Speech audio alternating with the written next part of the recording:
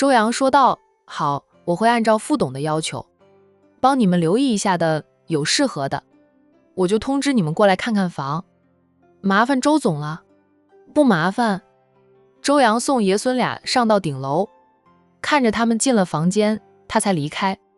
进了房的副董走到沙发上坐下来，不说话，不知道他在想什么。傅婉宁去给爷爷倒来了一杯水，放到爷爷的手上，然后挨着爷爷坐下，偏头问道：“爷爷在想什么？”副董叹气：“阿宁，你说老天爷咋就不能公平点呢？看看人家战家人丁兴旺，家庭和睦，兄弟叔侄好得很，没有谁争权夺利，兄有弟恭的。再看看咱们家现在就3个人，老天爷太不公平了。”傅婉宁默了默后说道：“爷爷，这个世上根本就没有公平可言。你觉得咱们家人少不公平，可是别人又觉得咱们家有钱，他们没钱不公平。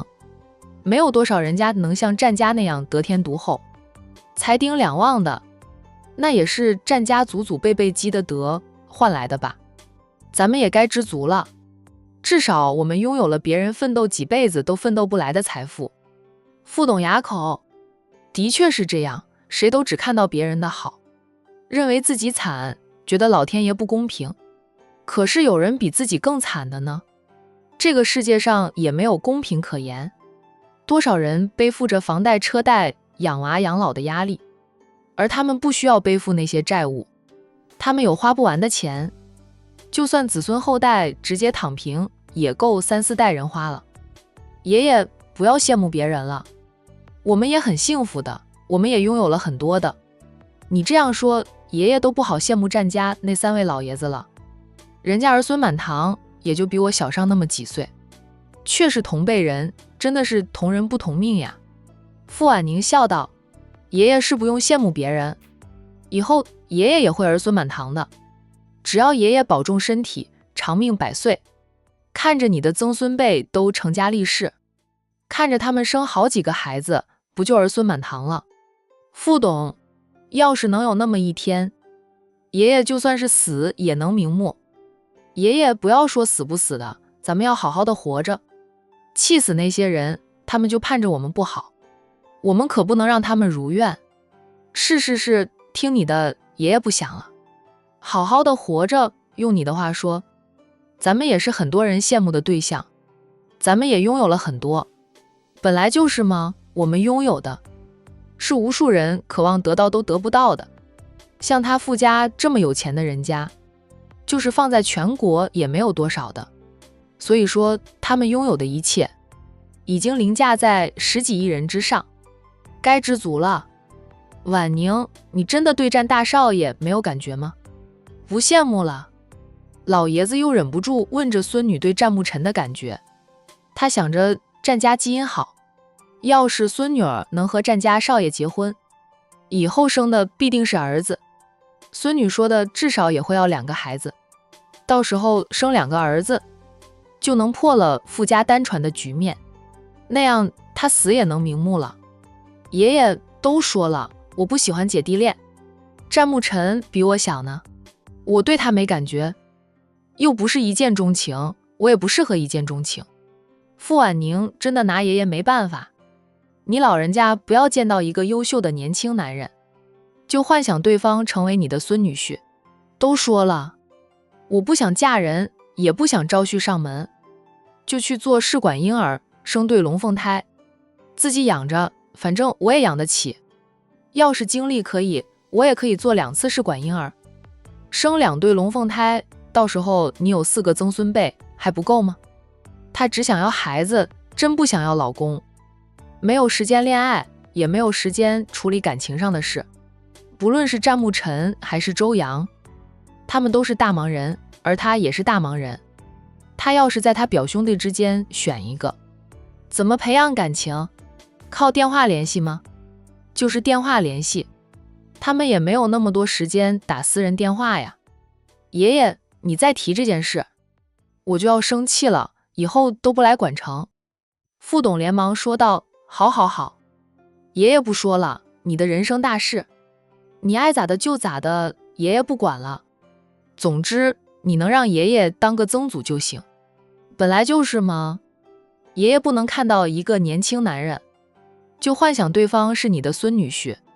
像战牧尘和周阳这样优秀的男人，他们不可能上门，我嫁他们的话，属于远嫁，爷爷舍得吗？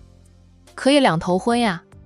傅婉宁瞪着爷爷，老爷子马上举手投降，好好好，不说了，今天咱们也逛得累了，早点洗洗睡吧，记得打个电话给你妈，明天咱们去逛一下，给你妈买点礼物带回去。知道了。老爷子起身，他先回房里去。傅婉宁看着爷爷进了房间，才掏出手机打电话给母亲。傅太太很快就接听了电话，电话一接通，他就问婉宁，你和爷爷去管城出差那么忙的吗？一通电话都不打给妈妈，就是发了个信息报平安。是忙。妈，你在干嘛？身边挺吵的。傅婉宁听到母亲身边有吵闹声，是孩子们的吵闹声。你那些亲戚又带孩子来咱们家玩了，你叫他们看好孩子哦，不许他们到楼上去。他的房间虽然锁上了，但他母亲有钥匙，他怕母亲会开门让孩子们进去玩。傅太太说道，没有让他们上楼，就在楼下玩，就是你舅舅阿姨们带着孙子孙女过来玩。小孩子嘛，是调皮好动的，吵吵闹闹很正常。咱们家就是缺少这种人气的吵闹。我和你舅舅阿姨们在打麻将。傅婉宁对此见惯不怪了，只要他和爷爷不在家，他的舅舅阿姨们就喜欢带着孩子往他家里钻，走的时候又从他家里掏走不少东西。记得他小时候，只要他有了新的玩具，他的表兄弟姐妹们喜欢就会拿走。他生气，大人们还说他小气，说他家里那么有钱，说他那么多的玩具，分一点给兄弟姐妹玩怎么了？后来他就不喜欢买玩具了，也让爷爷不要再送玩具给他，免得亲戚来拿走。他跟母亲说过无数次，母亲总是说就一些玩具，送给亲戚便是。他喜欢的话，母亲说重新买给他。妈赢钱了吗？傅婉宁随口问道。没有，妈手气不好，总是输钱。傅太太颇有点沮丧，她每次和兄弟姐妹打麻将几乎都是输的，赢钱的机会很少。可能是她牌技不好，也是手气不好。不过她有钱也不在乎输那点钱，输给的是自己的娘家兄妹，无所谓。平时她都会给他们好处呢。傅婉宁说道，妈总是输钱，干嘛还要打牌？她都怀疑那些亲戚是出老千，合伙坑他妈的钱。无聊吗？只能打打牌了，你又那么忙，没空陪妈妈，你舅舅阿姨们都退休了，有时间陪妈妈不就打打牌了，要不就是逛街购物。可我不知道要买什么，咱们家里什么都不缺。相较于逛街，傅太太更愿意打牌。逛街她觉得累，又没有什么想买的，家里缺什么管家就会买回来，然后拿着发票跟他报销，月底婉宁会查账。这个家看似是他在管着，但没有任何事能瞒得过女儿及公公的。妈妈打的不大的，输的钱也不多的，打上一整天也就是输上几万块钱，无所谓了，能打发时间就行。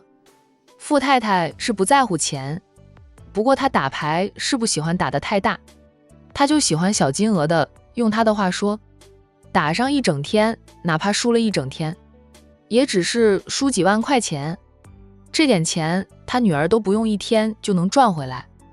婉宁，你舅舅说给你介绍个男朋友，你要不要抽个时间去见见面？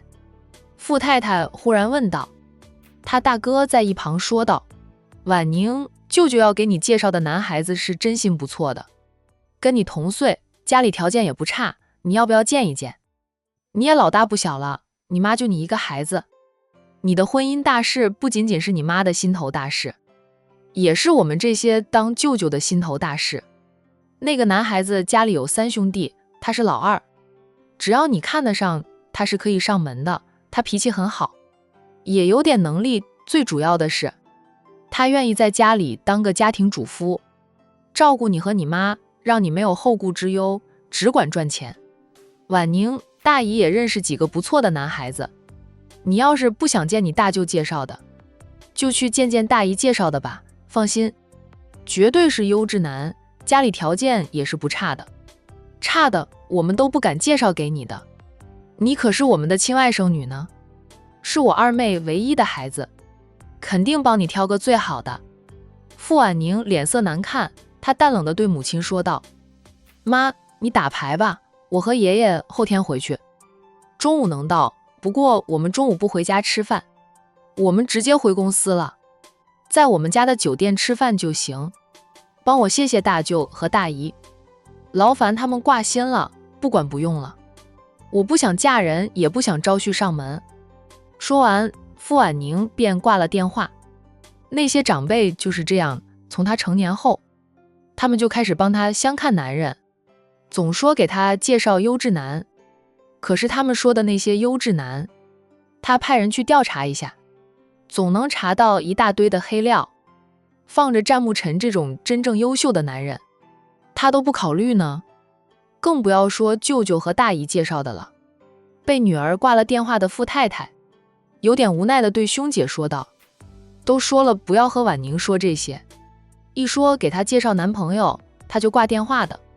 她说的她的人生大事，她自己做主，不用我操心。她爷爷也着急的不行，可也拿她没办法。傅太太叹着气，我着急也没用，这孩子从小就是他爷爷培养大的，有主见的很，我这个当妈的真的管不了他。他就傅婉宁一个孩子，傅婉宁又28岁了，这个年纪的女孩子很多都嫁人生了娃，可是她女儿连个男朋友都没有，明着暗着都催过无数次，女儿就是不谈恋爱，她能有什么办法？当大舅的说道：你就是太宠着她了，女孩子终究要嫁人的，不嫁也可以，可以招个男人上门，选个脾气好的，就不用担心他会谋夺家产。不过脾气好的，没有野心的，家里条件是比不得富家的，人家要是有富家这么多钱，也不乐意当上门女婿啊。我就一个孩子，不宠他宠谁？傅太太承认自己很宠女儿，她是遗憾女儿不是儿子，可再遗憾也没用，她就生的是女儿，而且只有婉宁这一个孩子，她的后半生依靠着这个孩子呢。不宠女儿宠谁去？傅太太对娘家子侄也很好，但私心里还是对女儿更好一点的，只是女儿总抱怨她偏心娘家子侄，就差明着说她是个福哥魔伏地魔了。但你也太宠着婉宁了，就是一个孩子才要严管，等婉宁回来，你好好说说她，不要让她想怎么样就怎么样。就是女孩子早晚都要嫁人的，她都28岁了，我们好心好意给她介绍男友，她那是什么态度？马上就挂电话了。她要不是我外甥女，我才懒得管她的事呢。几个人你一言我一语的。说着傅太太让傅太太要端起妈妈的架子，好好管教一下傅婉宁。傅太太说道：婉宁都这么大了，又不是小孩子，我哪里还能管得了她？就是小时候也管不了她，她只听她爷爷的话，她的婚姻大事我真做不了主，她不愿意相亲，我也没有办法。算了，随她去吧，反正她说过她以后会有孩子的，现在公司里太忙，她也没有时间考虑这些。傅太太的大哥说道：傅氏集团那么大，婉宁一个人打理当然累，叫她给她表哥表姐们安排一个职位，让他们进傅氏集团上班，也能帮帮她。她却防贼似的防着我们，说了无数次，也不见她给她的表兄弟们安排一份工作。咱们家又不差钱，不过是心疼婉宁，我们才会想着让孩子进傅氏集团上班，是想帮婉宁分忧解愁的。傅太太说道：婉宁说她能应付得过来，公司的事我向来是不管的。老爷子身体还好，还要他帮着婉宁，我只管这个家的事，公司的事他想管也管不来。公公不让他插手，他也不想插手，自知没有那个能力。